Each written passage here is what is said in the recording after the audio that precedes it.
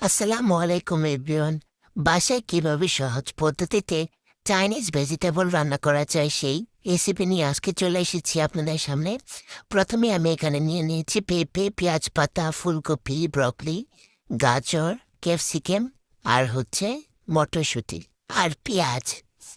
একটা কড়াই গরম করে তার মধ্যে আমরা তেল দিয়ে নিব। তারপর দিয়ে দিব রসুন কুচি। রসুনটাকে ভেজে নিয়ে এখানে আমি সব সবজিগুলো দিয়ে দিব। আমি এখানে সব সবজিগুলো একসাথেই দিয়েছি, কারণ পেঁপে আর গাজরগুলো আমি পাতলা পাতলা করে কেটে দিয়েছি, তাই আমি এখানে সব সবজিগুলো একসাথেই দিয়ে দিয়েছি।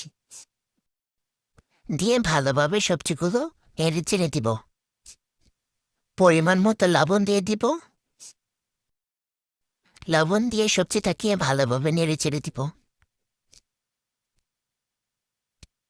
এখন আমরা এখানে একটু গোলমরিচের গুঁড়া দিয়ে দিব।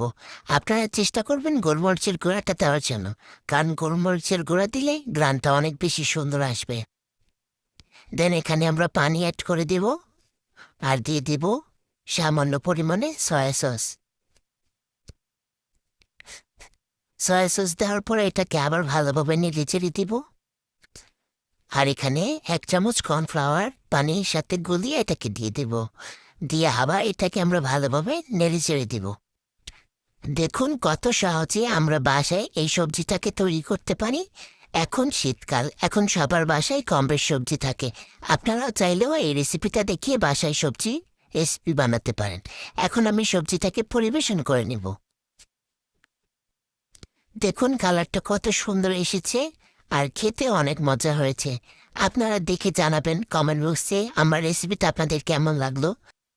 আর এরকম সহজ ও সুন্দর সুন্দর রেসিপি পেতে আমাদের চ্যানেলটিকে সাবস্ক্রাইব করে রাখবেন।